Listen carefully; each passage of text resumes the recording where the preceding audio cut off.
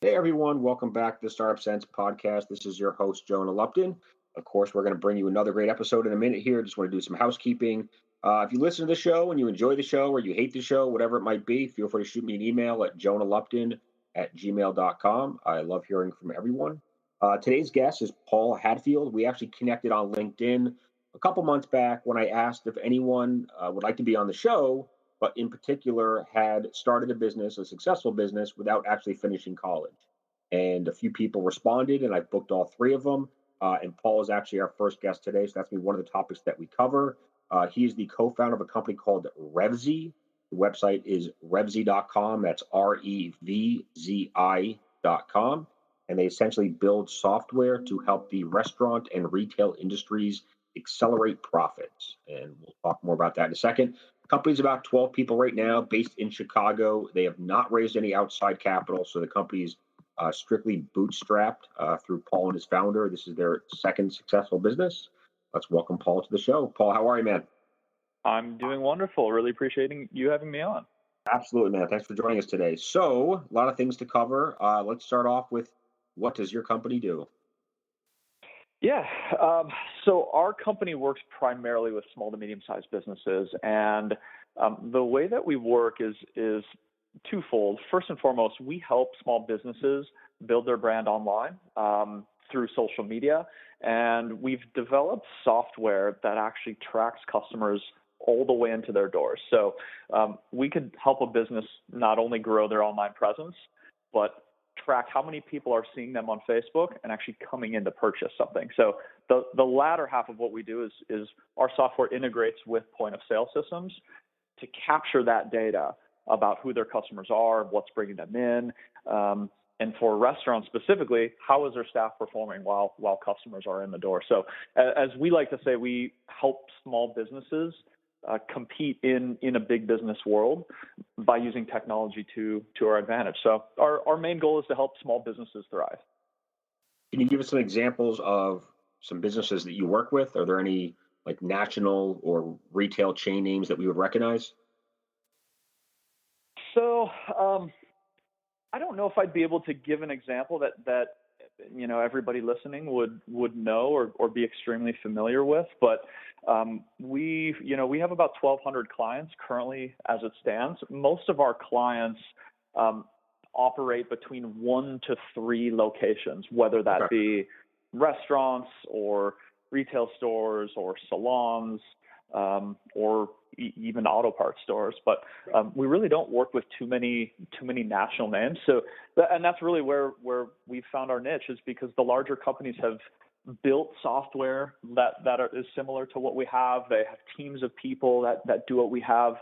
But small businesses don't, because it just hasn't been affordable. So we've been pretty successful at bringing that type of value down to mom and pop stores, if you will. Now, when did you start this business? Because I know originally you guys were called something different, right? We were called Dining Data. We started about 3 years ago. Actually, just slightly over 3 years ago, just celebrated anniversary number 3. So we're certainly still a very small early stage company, a startup in the true sense of the word. And we were first working, when we started, with just bars and restaurants, so primarily just with the point of sale software that helped capture customer data behind the scenes. And, with a small team, we were quite successful, and we just thought, man, if we're able to help this many bars and restaurants, what other industries could we target? Who else could we help? And we just slowly scaled from there. And now we're working with all different types of industries, and we just rebranded from Dining Data to Revzi just a few weeks ago to echo that thought. We talked a little bit about this in the pre-call. I mean, all the hurdles that startups and founders have to go through, one of which is just finding the right name for them and then doing logos and, getting the domain and social media pages and everything. So how did you guys go about that after, once you decided to rebrand away from Dining Data? What was your process for finding a new name? Yeah, man, the whole name thing. So here's something really interesting that I tried to do when we went through the rebrand, and even initially when we were first building our brand, is I started to think of companies that I really like and brands that I use. And then I started to look at their names and asked myself if I actually liked their names or their logos or their brands. And the names and logos were the last thing that I thought of when I thought of the products that I used. A lot of the names of products that I currently use today, I don't like. I don't like their logos. I don't like, what the name sounds like, or there's so many moving parts with names. And what I've realized is that what's most important is the brand behind the name. Your name can really be anything. And so it got down to a point where we were like, you know what, we just need to find a name that we like, because I think a lot of people get hung up with finding the perfect name that they love. And you know what, once you find that name, it's still just a name. It's what you do with that name that's most important. So Right. We found the name Revzi, and we certainly do like it. We were looking for a name that was short, that meant speed, that meant growth, because that's what we're trying to do for our clients. But the name, the logo was designed. We created the website, and we just got down to working quickly, because more importantly than the name is sales. And it's a name that we like. And once we thought of it, we moved on to the next thing, which is building the business. And you guys bought it on Brand Bucket, and I'll give a little plug for them, because I've bought domain names before. I've bought premium domain names through auctions and through brokers, and it is a pain in the ass. It is a hassle. There's just no transparency versus Brand Bucket, which is like completely transparent. Like, here's all of our names. Here's the logos that you get with it. This is the price. No hassle. There's no payment plans or anything. It's like, if you want it, this is what you're going to pay for it. End of story. And I think it's just a nice, easier, more efficient way to buy domain names nowadays. Yeah, I couldn't agree more. And yeah, it's brandbucket.com. It's a very cool company. It's names, logos, and websites, in a box, prepackaged and ready to go for a reasonable price. And for anybody that's looking to start a new business or rebrand, it may be more than you would pay doing it yourself, but you also have to value your time. Right. And if you're looking to save time, and they have definitely a great selection, I would certainly check it out. Cool. Okay, so we got a new name. You guys are, expanded from, I guess, the hospitality industry, or at least restaurants and bars, into now retail. Does your software have to be customized for each new industry that you add? It does.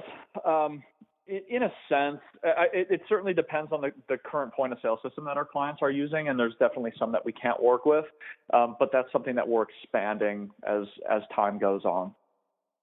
And now, typically, software companies aren't bootstrapped. I mean, of course, there's exceptions, but it's because you got to hire developers and engineers, and you got to build software, and then you got to go out and acquire your customers, and all of that takes cash and capital, and not many founders are in a position to pay for all that out of pocket, so they have to go raise capital. Now, you guys bootstrap. So what was different about your situation that allowed you to do that? Yeah, so I actually, I've gone through this before. I started a company. My first company, I was 22 years old. I ran that company for about 9 years, and that company was actually acquired. So I was fortunate to be able to self-fund this business. But my last company, we went through something very, very similar. And when we started, when I was 22 with my last organization, we were bootstrapped as well. And really what we were doing is we were reselling other companies' products and services until we made enough money where we could hire developers and build it on our own. So I think there's a couple ways to go about it, right? You can either bootstrap the company and go with slow and steady growth, or you can look for outside capital, as long as you're okay giving up a chunk of your company and having other people to answer to. And for me personally, I just don't like having other people to answer to. So I'm much more of a fan of the slow, steady growth, pay for it yourself. But I don't think there's anything wrong with either approach. Everybody's going to have their own way to do things. And sometimes you don't have an option. I mean, sometimes you know what it's going to cost to get your company off the ground, and unless you have $2 or $3 million to put into it, you have to go out and raise capital. Other entrepreneurs can bootstrap it, keep expenses low, How many developers did it take to build the original version of your product? Yeah, so the original version back years ago, there were about 5 people that Okay. developed it. Okay. And your team's 12 right now. So what's the split between technical and non-technical employees? About 50-50. Okay. And what has been your most successful customer acquisition strategy? I mean, So our 1,200 clients is a lot of clients. I mean, there's software companies that come on here that may only have 100 customers. Those customers may be paying them a lot more per year, yeah. but So 1,200 our pretty significant. Yeah, I agree with you. So our most successful acquisition strategy is one handshake at a time. And what I mean by that is we find customers that we think are ideal candidates for us based on what they're doing and how they're operating and what their potential is. And our sales representatives are actually reaching out to them and introducing themselves on a one-off basis. And we meet with every single one of our customers in person, face-to-face, and we figure out what their challenges are, and we customize a solution to their needs. So does that mean you have sales reps in certain regional areas? We do. I mean, if you don't have sales reps, not all your sales reps can't be in Chicago then, are they? No. We have a handful that are scattered throughout the country.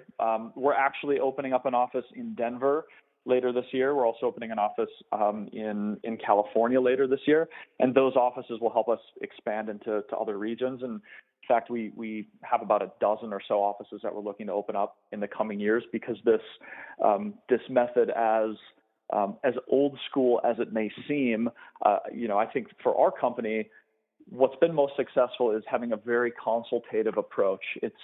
I don't think that we have a product that can be sold online to the extent that we want to sell it to provide the type of support that we want to provide, to give our clients the best chance at success as possible.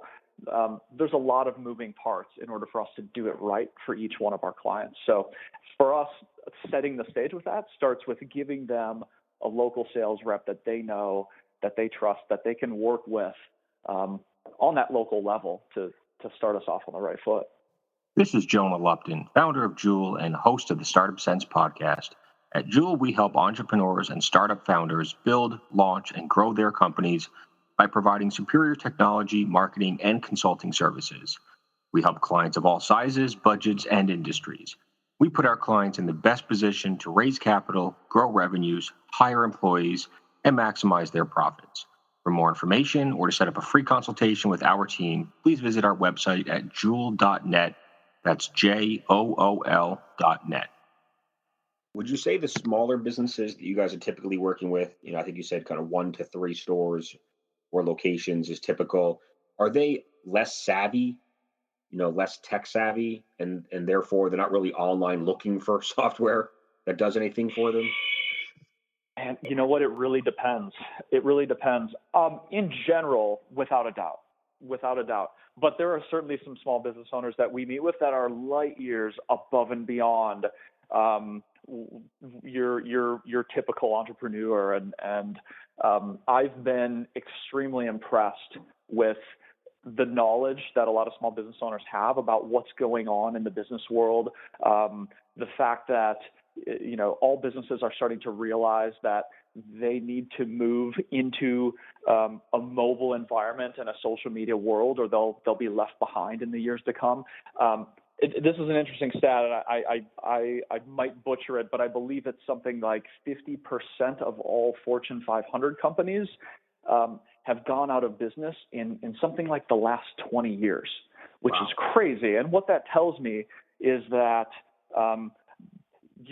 we meet with a lot of clients that say, hey, you know what? Business is good right now. I don't want to change anything.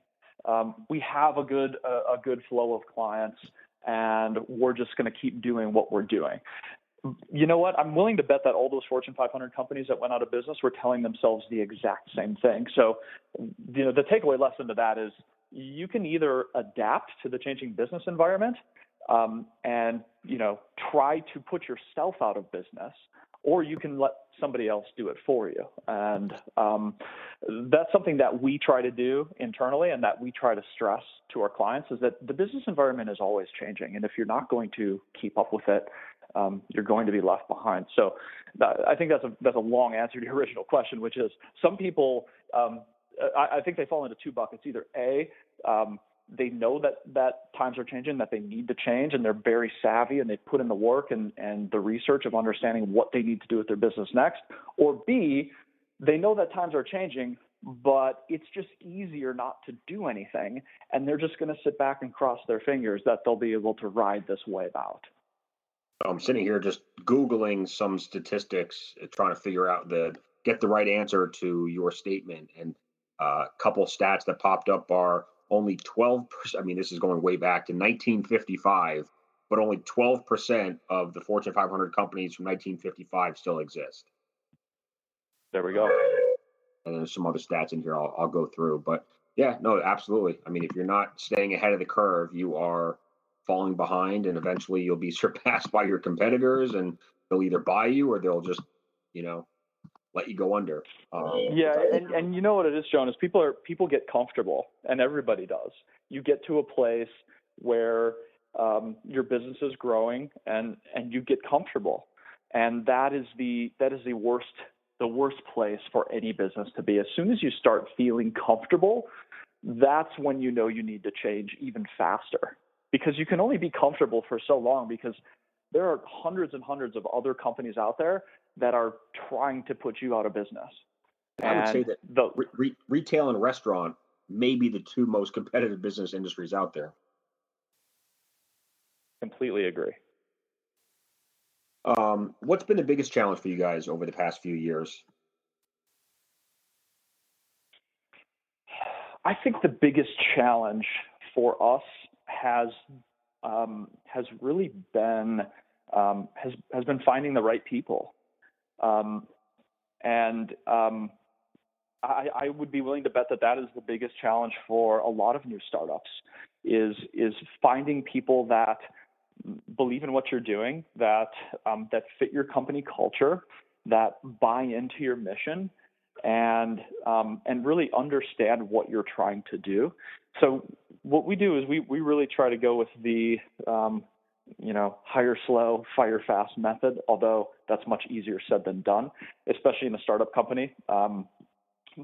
But finding people that can help you get to that next level, which for us really means people that you can teach to do what you're already doing, so that you can move on to bigger problems and bigger objectives.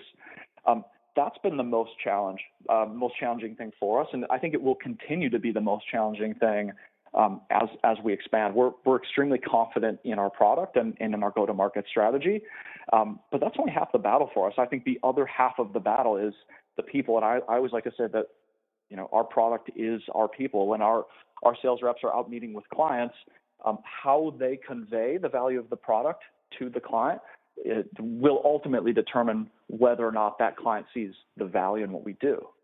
So this might be a valuable question for some of the founders listening. How do you compensate your sales reps? I've gone through quite a few different things in my entrepreneurial career. When I first started, when my first company was Bootstrapped, we were hiring 100% commission salespeople because I was 22 and I couldn't afford to pay anybody. And somehow, I found people that saw my vision and that were willing to jump in and give it a shot. And I'm actually still friends with some of those people today from the very, very early stages of my first venture. So today, what we do is much different. All of our sales representatives, they earn a competitive salary. They're also receiving bonuses and commissions when they're signing accounts, and we also share with them a piece of the ongoing SaaS fees and profits that our customers are paying, because for us, we want to find people that want to build a career. So I think you're going to get out of somebody not only what you put in, but also what you pay them. And the way that you pay somebody is going to determine how they interact with customers and the types of accounts that they're signing. And we knew that if we started, not only putting out some competitive base salaries and upfront commission models, but B, really giving our employees a piece of the upside of the larger picture, that they would take their jobs more seriously and they would stick around longer. And that has certainly been the case. And I would suggest to anybody, if they're wondering how they should pay their people, is do not be stingy, because you're going to get what you pay for. And if you want your employees to stick around a long time and you want them to take care of their customers, know that, number one, they're never going to take care of their customers the way that you will, because it's your business. But number two, if you want them to come close, start compensating them, as if it's their own operation, and let them grow with your business. Now, because you guys are bootstrapped, would you have been able to pay your sales reps in the beginning the way that you pay them now?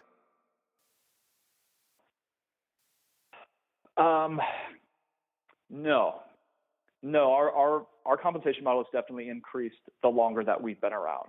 Right. As we've grown, as we've had more cash flow, we've been able to afford, better programs for our sales representatives. Which has probably allowed you to hire better quality people. 100%. Sure. Okay. Where do you typically find what's been your recruiting method in terms of finding the right people? Do you use job boards? Do you use recruiters? Do you use LinkedIn or word of mouth? I mean, I've tried a lot of things, and there's not one thing that always works. You kind of got to try everything and see what sticks. So I think the most success that we've had is job boards. We've certainly done a little bit of recruiting on LinkedIn, but we've had the most success using sites like Indeed. I think Indeed, for those who haven't tried it, is we get a great response and a lot of quality candidates that are coming from Indeed right now. But our process is, first of all, you need to spend time on the ad, because if you're looking for high quality salespeople or other employees, your ad needs to speak to that. And people are going to be very choosy about which jobs they apply for. Something has to pop out at them. So the ad has to be compelling. And again, I treat finding an employer or sales rep as almost a sale, if you will. You are selling your company to a prospect, just like you'd sell a product. So once you've made that first sale and somebody responds to your job ad, we're very choosy about who we reach out to. And I'm generally looking for me, I try to look for something that they're passionate about. When I'm looking at a resume or cover letters, which, by the way, I don't read every word, I look for big picture items, and I look for them taking career choices or some level of risk or adventure in what they're doing. I always look for anything that's like sports based. Are they an athlete? Am I finding some sort of competitive drive? Have they worked for other startup companies? Or is this somebody that has just worked for really big companies and desk jobs, and they're just looking for the next job? So I'm looking for somebody that is ideally looking for a career that's going to fit what we're looking to do. And then what we're doing after that is we're taking that small number, we're sending up initial phone calls. And when I do initial phone calls with candidates, I know within the first 30 seconds if I'm going to bring them in for an interview, because I ask myself, would I buy from this person? Right. Are they interesting enough for me to stay on the phone with? If this person were calling me about something, would I be compelled to listen to them? And if I'm answering yes to that, then I will bring them in. And when I meet with somebody in person, I'm asking myself, would I buy from this person? And going through this whole process and looking at everything is sales. It's all sales based. And if I'm not sold all the way until the end, then we continue searching. What do you think makes a good salesperson, or at least what do you look for in one of your salespeople? There's so many things. I think the number one thing is that they don't fear rejection, number one. And number two, that they're coachable.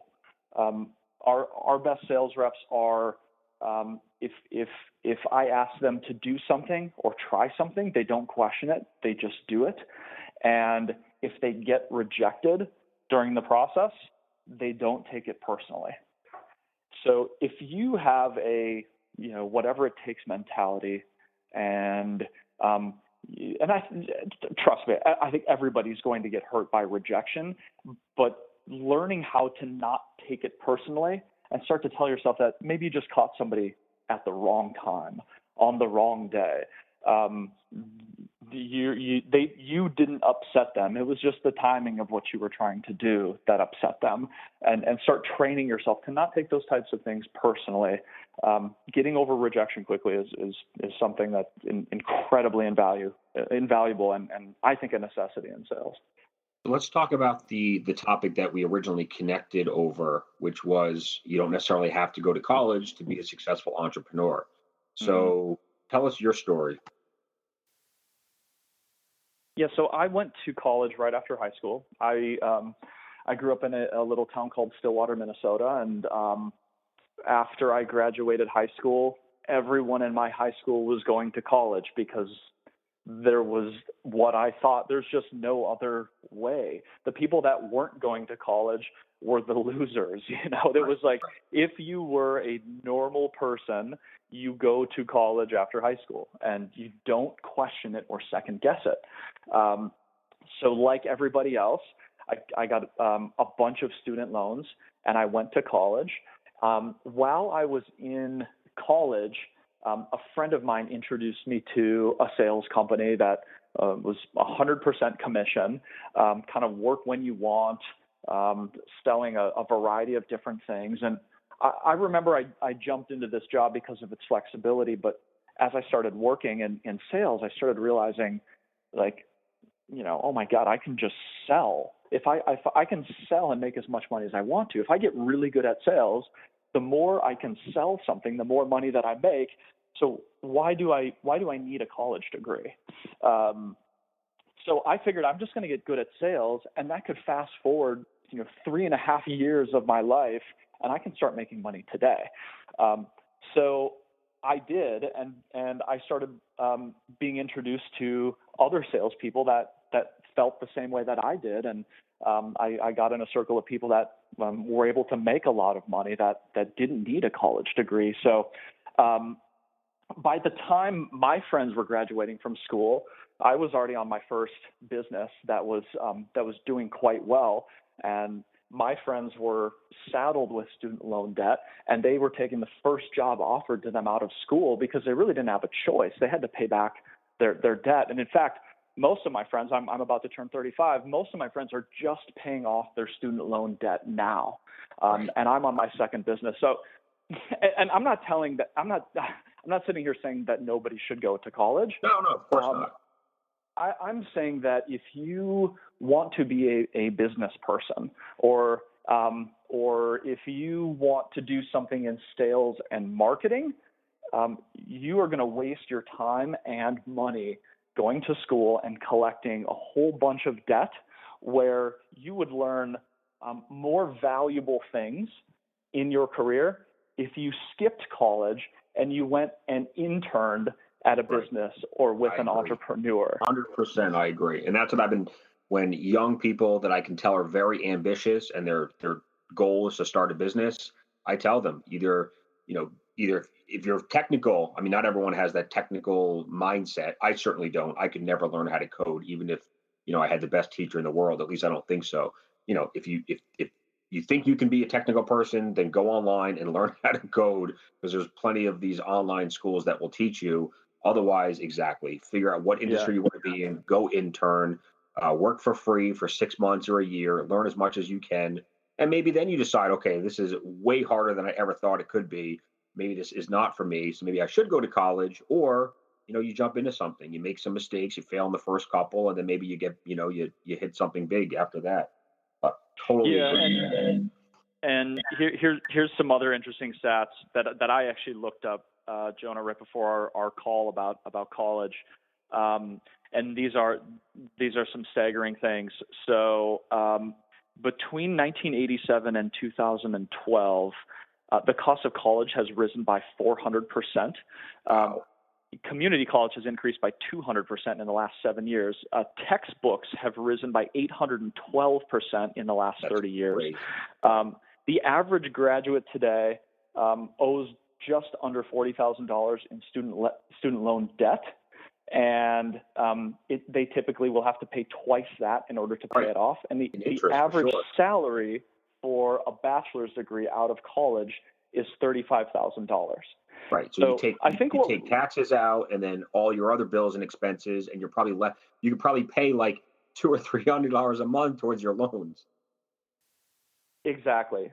And I think we all need to realize that that college is a business, and people are running that business, and they are making a profit on that business, and they are selling you a product, and that product is your college degree, and your college degree in a business world and a marketing world does not equal the price of the time that you spend and the money that you have to pay. And furthermore, I've met with some colleges and have talked about doing some different things with different organizations, and I've got to know people that are involved in business classes and marketing classes, and the things that are being taught today in college for business and marketing are the same things that they were teaching when I was in school, 14, 15 years ago. And think about how much the world has changed in 14 or 15 years. It's changing so much every 90 days. And the people that are going to college that are spending the money, they're learning things that are outdated from people that haven't been involved in the business world in a long, long time. And again, these are generalities.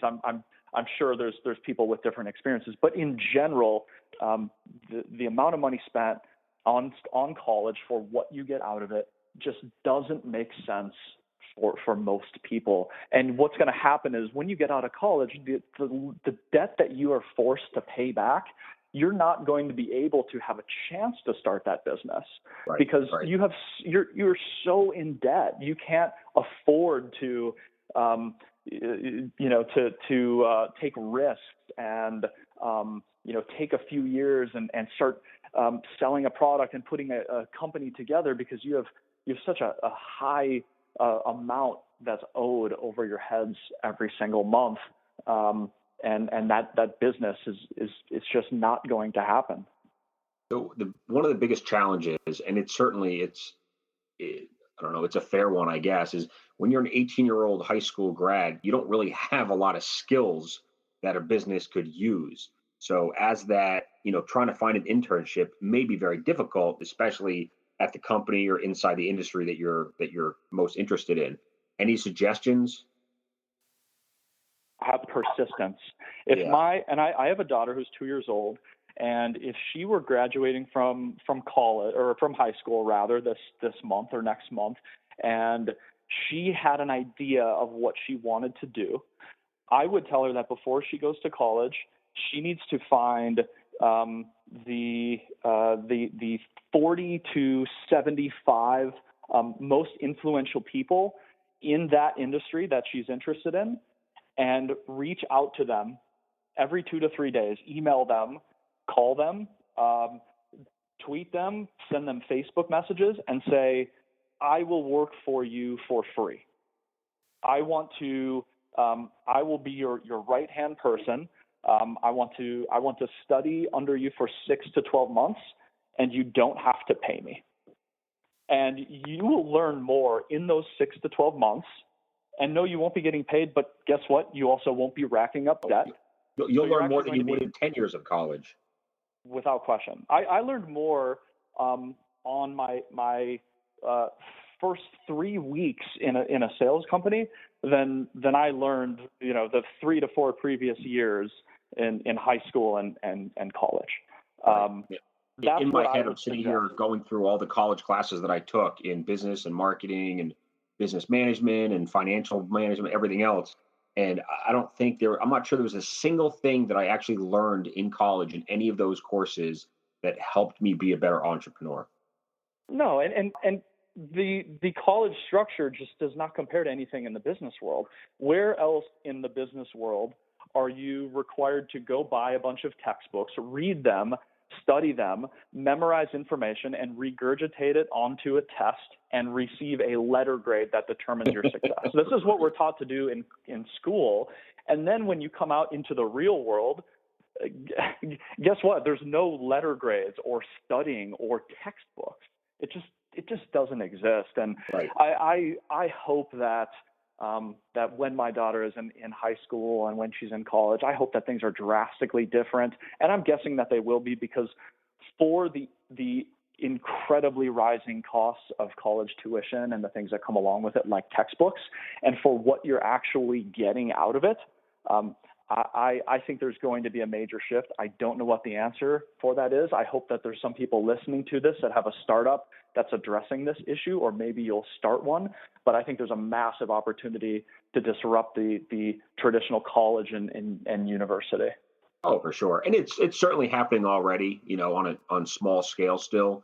But, there are definitely a lot of education startups out there that are trying to change the way that people learn, and, giving them an opportunity to acquire the education they need, but doing it for a fraction of the traditional university costs.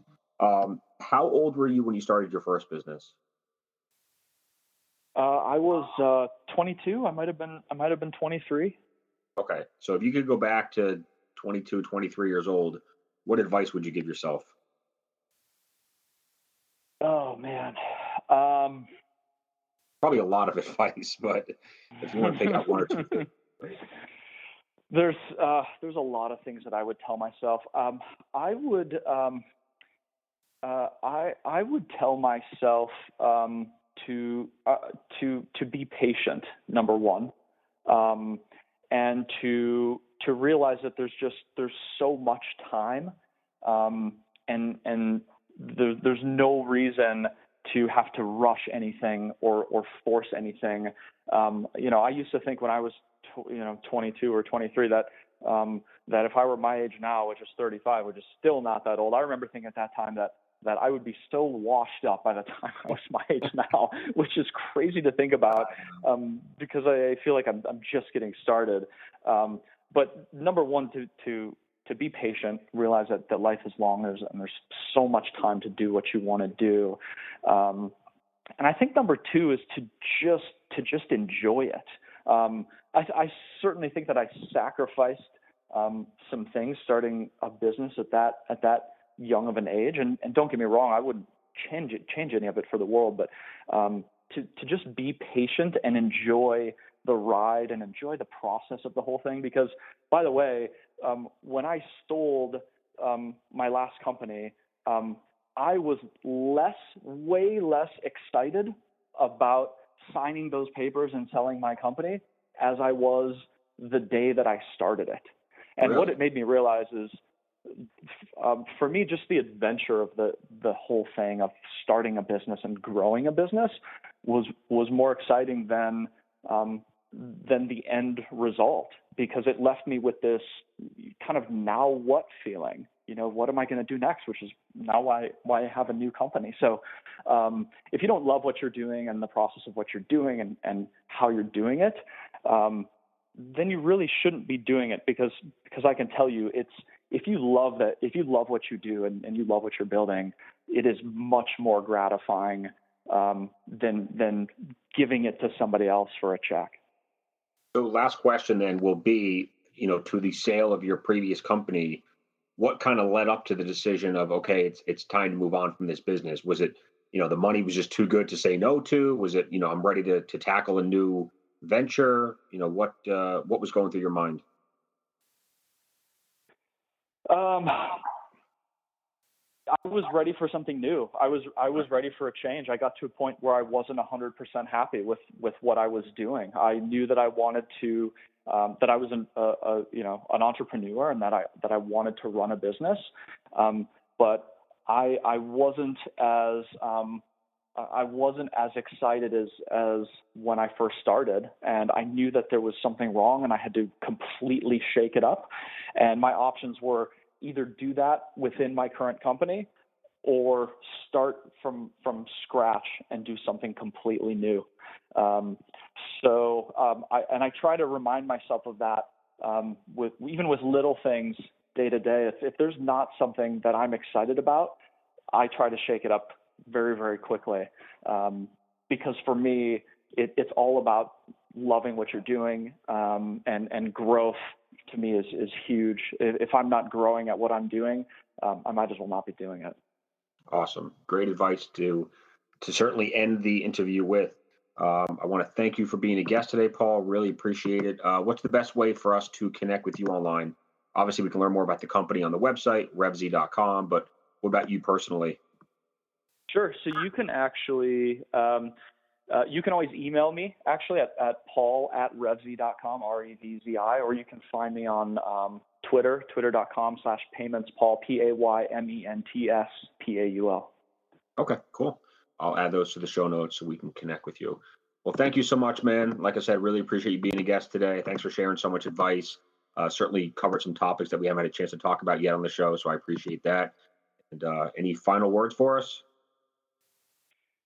My final words to everybody is to enjoy every single second and make every second count with everything that you're doing. Don't waste it. Awesome. Love it. Thank you so much, man. We really greatly appreciate you being on here and sharing your journey with us. Wish you the best moving forward and look forward to staying in touch. Thanks, Jonah. You as well. You got it, man. Talk to you soon, Paul. Bye. Bye-bye.